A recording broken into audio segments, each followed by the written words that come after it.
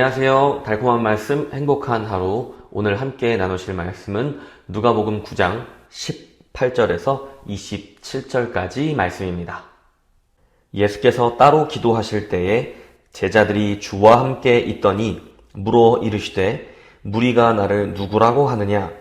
대답하여 이르되 침례 요한이라 하고 더러는 엘리야라, 더러는 옛 선지자 중에 한 사람이 살아났다 하나이다. 예수께서 이르시되 너희는 나를 누구라 하느냐?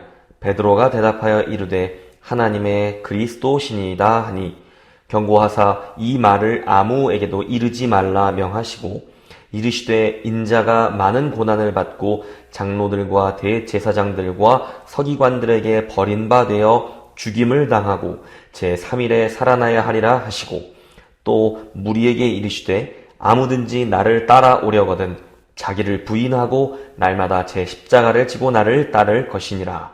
누구든지 제 목숨을 구원하고자 하면 잃을 것이요 누구든지 나를 위하여 제 목숨을 잃으면 구원하리라. 사람이 만일 온 천하를 얻고도 자기를 잃든지 빼앗기든지 하면 무엇이 유익하리요? 누구든지 나와 내 말을 부끄러워하면 인자도 자기와 아버지와 거룩한 천사들의 영광으로 올 때에 그 사람을 부끄러워하리라. 내가 참으로 너희에게 이르노니 여기 서 있는 사람 중에 죽기 전에 하나님의 나라를 볼 자들도 있느니라. 아멘. 제 어린 시절에는 책장에 위인 전집을 꽂아두는 것이 유행이었습니다. 그래서 발명왕 에디슨이나 이순신 장군, 간디와 같은 유명한 위인들의 이야기를 들으며 자라왔죠. 그런데 시간이 지나면 어떠한 위인들은 그들의 성품이나 업적에 대하여 어두운 면들이 드러나면서 많은 사람들에게 실망을 주기도 합니다. 그리고 그들의 업적에 대해서도 재평가가 되곤 하죠. 한 인물의 역사를 다룬다는 점에서 이 복음서 역시 위인전과 비슷한 면이 있지만 이 복음서는 여느 위인전들과는 완전히 다릅니다. 왜냐하면 예수님은 아무리 시간이 지나도 어두운 면이 발견된다거나 사람들에게 실망을 준 적도 없고 또 그분의 사역이, 그분의 업적이 재평가될 일이 없기 때문입니다. 오늘 누가복음의 본문이 다루고 있는 핵심적인 질문이 바로 이와 관련되어 있습니다. 과연 예수님은 누구인가 하는 것입니다. 누가복음을 처음부터 읽고 있는 독자라면 예수님의 정체에 대해서 바로 제대로 알고 있을 것입니다.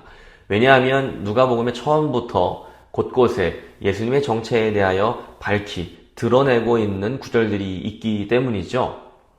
그러나 복음서 속에 등장하는 예수님의 제자들은 정작 예수님이 누구이신지에 대하여 헛발질을 하고 있습니다. 그러다가 마침내 오늘 본문에서 제자들을 대표하여 베드로의 입술을 통하여 제대로 된 대답이 들리게 된 것입니다. 하나님의 그리스도이십니다 하고 말입니다. 여느 사람들은 예수님을 좋은 선생이나 위대한 예언자, 선지자 정도로 생각했습니다.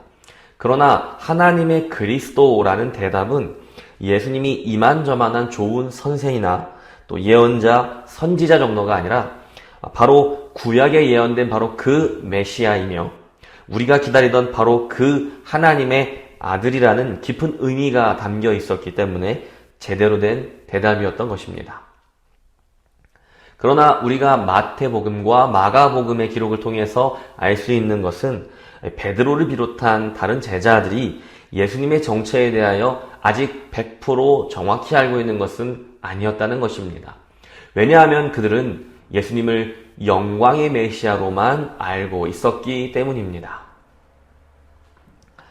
제자들이 기대하는 메시아란 마치 한국 전쟁에 등장한 메가더 장군과 같은 인물이었습니다. 즉 강력한 힘으로 로마 제국을 무찔러줄 영웅과 같은 메시아를 기대하고 또 바라고 있었기 때문입니다. 복음서는 예수님이 누구인지 우리에게 알려줍니다. 그리고 복음서를 읽고 있는 우리 역시 우리가 예수님이 누구인지 잘 알고 있다고 생각하며 복음서를 읽게 됩니다. 아마 누가복음을 읽어온 많은 사람들이 그런 생각을 갖고 복음서를 읽어왔을 것입니다. 그런데 이상하게도 복음서는 계속해서 복음서를 읽고 있는 독자들에게 동일한 질문을 던지고 있습니다. 너는 예수님을 누구라 하느냐? 그럼 예수님은 정말 누구이시냐? 예수님은 참으로 온 세상의 왕이시냐? 그가 정말 메시아이시냐? 하고 묻고 있습니다. 복음서 속 제자들의 모습을 통해서 우리는 우리 자신을 볼 수 있어야 합니다. 예수님 가장 가까이에서 정작 예수님을 제대로 이해하지 못했던 바로 그 모습이 혹시 우리에게 나타나고 있지는 않은가 하고 말입니다. 예수님은 누구이신가? 라고 하는 질문은 오늘을 살아가는 예수님의 제자들에게도 공통되게 유효한 질문입니다. 즉, 바로 우리에게 던지는 질문이라는 것입니다. 나는 예수님을 누구라고 생각하는가? 이것이 복음서가 오늘 우리에게 던지고 있는 질문입니다. 예수님은 혁명가이신가요? 혹은 정치 지도자이신가요? 사회복지사나 사람들의 질병을 치료하는 치료자이십니까? 아니면 내 마음을 위로해줄 상담자와 같은 분이신가요? 그것도 아니라면 나에게 부귀와 영화를 보장해줄 부적과 같은 존재로 예수님을 바라보고 있지는 않습니까? 우리가 예수님을 누구라고 생각하는지와 상관없이 예수님은 자신을 세상을 위해 고난받고 죽으시고 다시 부활하신 메시아라고 소개하십니다. 그리고 나를 누구라고 하느냐라는 질문은 금세 죽더라도 나를 따르라는 명령으로 바뀝니다. 내가 예수님이 누구인지 정확하게 알고 있다면 응당 그러한 삶으로 나타나야 하기 때문입니다. 예수님은 나를 따르면 잘 먹고 잘 살게 해주겠다라는 말로 부르지 않으시고 오히려 나를 따르면 고난받고 무시당하고 결국은 죽을 것이다. 그럼에도 나를 따르라 하고 우리를 부르셨습니다. 왜냐하면 영광은 그 뒤에 있기 때문입니다. 고난의 십자가 그리고 죽음이 있어야지만 부활이라는 영광이 나타날 수 있기 때문입니다. 죽음이 없다면, 고난이 없다면 부활도 없는 것입니다. 그래서 그분의 제자라면 그분과 같이 고난과 죽음이라는 과정을 지나야만 합니다. 그래야 마침내 부활이라는 영광을 볼 수 있기 때문입니다. 27절에서 예수님은 제자들 중 몇 명은 죽기 전에 하나님의 나라를 보게 될 것이라는 의미심장한 말씀을 남기셨습니다. 그것은 아마도 곧 있을 변화산 사건에서의 잠깐 비추어질 영광을 두고 하신 말씀인 것 같습니다. 그러나 진정한 영광은 마침내 죽음에서 부활하신 예수님을 만난 후에야 제자들은 보게 됩니다. 부활하신 예수님을 만나고 난 후에야 비로소 제자들의 삶은 급속도로 변화하게 됩니다. 어떤 일이 벌어진 것입니까? 예수님이 누구이신지 그제야 확실히 알게 된 것입니다. 나에게 예수는 누구이신가요? 나는 정말로 고난받을 각오, 죽음을 각오하고 예수님을 따르고 있습니까? 또한 나는 정말로 부활의 영광을 확신하며 예수님의 제자로 살아가고 있습니까? 오늘 23절과 25절의 말씀을 보십시오. 또 무리에게 이르시되 아무든지 나를 따라오려거든 자기를 부인하고 날마다 제 십자가를 지고 나를 따를 것이니라. 누구든지 제 목숨을 구원하고자 하면 잃을 것이요 누구든지 나를 위하여 제 목숨을 잃으면 구원하리라. 사람이 만일 온 천하를 얻고도 자기를 잃든지 빼앗기든지 하면 무엇이 유익하리요. 예수님은 자기의 제자들에게 고난과 죽음을 각오하고 나를 따르라. 그러면 부활의 영광 역시 우리의 것이다 라고 말씀하시는 것입니다. 성경은 부활의 영광은 예수님만의 것이라고 말하지 않고 바로 예수님을 따르는 우리 모두의 것이라고 말하고 있습니다. 그래서 부활의 영광은 내 것이다가 아니라 부활의 영광은 우리의 것이다가 되는 것입니다.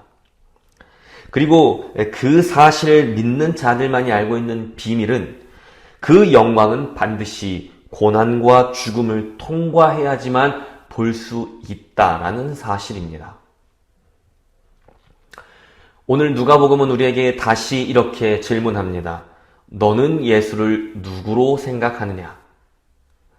제자들은 예수님이 누구이신지는 알았지만 그분의 사명과 또 그분의 약속에 대해서는 정확히 알고 있지 못했습니다. 예수님의 사명은 십자가 고난과 죽음이었고 예수님의 약속은 부활의 영광이었습니다. 본문은 우리에게 바로 이 사명과 약속을 정확히 알아야 한다고 말하는 것입니다. 예수님의 사명과 약속이 죽음과 부활이었기 때문에 그분의 제자의 사명도 당연히 고난과 죽음이고 그 제자에게 약속된 것 또한 부활의 영광입니다. 그래서 그분의 사명과 약속이 무엇인지를 분명히 알아야지만 우리의 삶도 분명해지는 것입니다. 내가 어떠한 삶을 살아야 하고 또 그러한 삶이 어떠한 미래를 보장하고 있는지를 알아야만 하기 때문입니다. 끝으로 오늘 본문의 시작인 18절을 보면 제자들이 예수님에 대하여 제대로 깨달을 수 있도록 예수님께서 기도하고 계셨다는 것을 우리는 볼 수 있습니다. 예수님은 제자들과 함께 하시며 늘 제자들을 위해 기도하셨습니다. 십자가에 달리기 직전에도 예수님은 제자들을 위하여 기도하셨습니다. 그리고 지금도 우리가 예수님을 제대로 이해하고 깨달을 수 있도록 예수님은 우리를 위하여 기도하고 계십니다.